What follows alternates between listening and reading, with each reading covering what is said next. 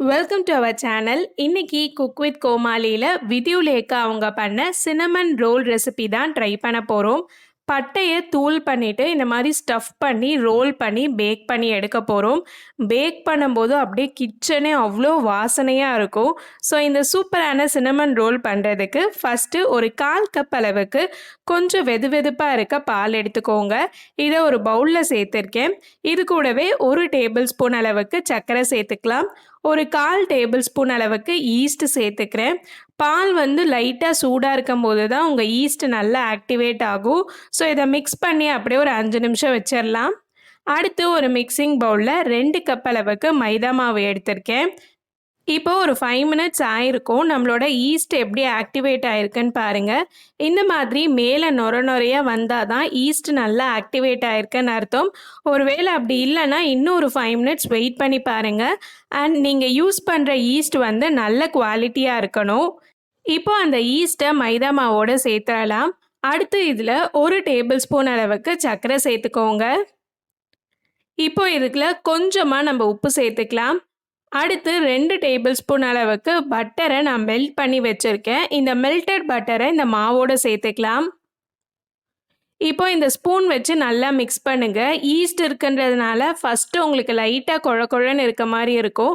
So இந்த மாதிரி ஒரு ஸ்பூன் வச்சு நல்லா மிக்ஸ் பண்ணிவிட்டு அதுக்கப்புறம் கையில் ரைட்டாக எண்ணெய் தடவிட்டு நீங்கள் பிசைய ஆரம்பிச்சிங்கன்னா இந்த மாதிரி சூப்பராக மாவு ஒன்றா சேர்ந்து வந்துடும். இப்போ நான் ஒரு ஒர்க்கிங் மேட்டில் போட்டிருக்கேன்.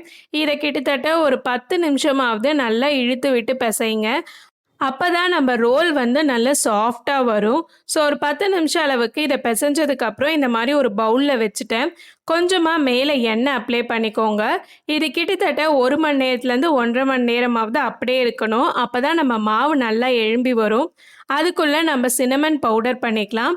ஒரு 2 துண்டு அளவுக்கு பட்டையை ஒரு மிக்சியில் சேர்த்துருக்கேன். இது கூடவே 1 டேபிள் ஸ்பூன் அளவுக்கு நாட்டு சர்க்கரை சேர்த்துக்கோங்க. இப்போ இதை இந்த மாதிரி நல்லா அரைச்சி எடுத்துக்கலாம். அரைச்சி எடுத்ததை ஒரு சின்ன பவுலில் வச்சுருக்கேன். நான் டேஸ்ட் பண்ணி பார்த்தேன், சுகர் பத்தலை. அதனால நான் இன்னொரு 1 டேபிள் ஸ்பூன் அளவுக்கு சேர்த்துட்டு நான் நல்லா மிக்ஸ் பண்ணி விட்டுக்கிறேன். அவ்வளோதான், நம்மளோட சின்னமன் பவுடர் ரெடி ஆகிடுச்சு.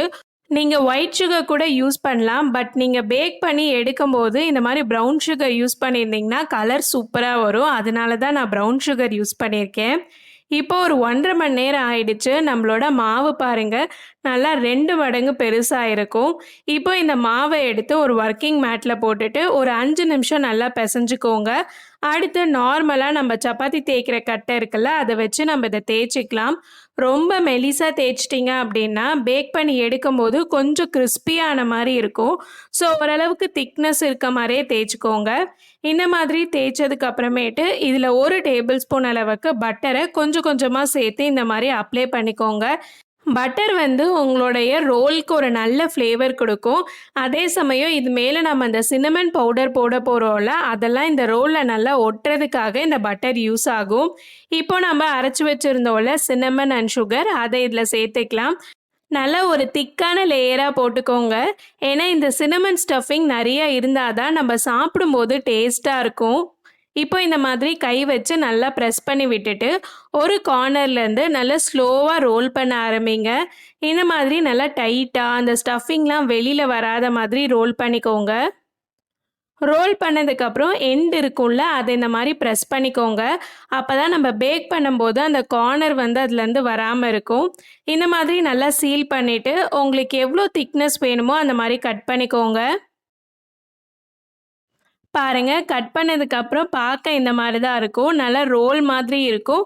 உள்ளே அந்த ஸ்டஃபிங் இருக்கும். இப்போ நாம் இந்த மாதிரி ஒரு கேக் டின்னில் நான் எல்லாத்தையும் அரேஞ்ச் பண்ணி வச்சுட்டேன். இது ஒரு 15 நிமிஷம் அப்படியே இருக்கட்டும். அதுக்கப்புறம் நம்ம பேக் பண்ணலாம். நான் அவனை ஆல்ரெடி 180 டிகிரி செல்சியஸ்க்கு 10 மினிட்ஸ் ப்ரீஹீட் பண்ணிட்டேன். இப்போ ப்ரீஹீட் பண்ண அவனில் 180 டிகிரி செல்சியஸில் ஒரு 25 மினிட்ஸ் அளவுக்கு பேக் பண்ணிங்கன்னா நம்மளோட சின்னமன் ரோல் சூப்பராக ரெடி ஆகிடும். பாருங்கள், இந்த மாதிரி சாஃப்டாக இருக்கணும். அடுத்து இதுக்கு மேலே போட அந்த க்ரீம் ஃப்ராஸ்டிங் ரெடி பண்ணிடலாம். 2 டேபிள் ஸ்பூன் அளவுக்கு க்ரீம் சீஸோட ஒரு 3 டேபிள் ஸ்பூன் அளவுக்கு பவுடர்ட் சுகர் சேர்த்துக்கோங்க. இது கூடவே ஒரு 1/4 டேபிள் ஸ்பூன் அளவுக்கு பட்டர் சேர்த்துட்டு நல்லா இந்த மாதிரி மிக்ஸ் பண்ணி விடுங்க. சின்னமன் ரோலை பிளெயினாக சாப்பிட்டிங்கனாலே செம்ம டேஸ்ட்டாக இருக்கும். ஒருவேளை க்ரீம் சீஸ்லாம் கிடைக்கல அப்படின்னா நீங்கள் விப்பிங் க்ரீம் வச்சு கூட ட்ரை பண்ணலாம். இந்த மாதிரி தான் இருக்கும் பீட் பண்ணதுக்கப்புறம். இப்போ நம்மளோட சினமன் ரோல் இருக்குல்ல, அதுக்கு மேலே இந்த மாதிரி ஸ்பூன் வச்சு நம்மளுடைய அந்த க்ரீம் சீஸ் ஃப்ராஸ்டிங் சேர்த்துக்கலாம். பாருங்க, க்ரீமில் நல்லா ஊறி செம்மையாக இருக்குது. சூப்பர் சாஃப்டாகவும் இருந்துச்சு. கண்டிப்பாக இந்த ரெசிபி உங்களுக்கு பிடிச்சிருக்கும்னு நினைக்கிறேன். பிடிச்சிருந்தா மறக்காமல் சேனலுக்கு சப்ஸ்கிரைப் பண்ணிக்கோங்க. இந்த மாதிரி குக் வித் கோமாளியில் இருக்க எல்லா ரெசிபீஸுமே கண்டினியூஸாக அப்லோட் பண்ணுறோம். மறக்காமல் அந்த வீடியோஸையும் செக் பண்ணிவிடுங்க. பாய் பாய்.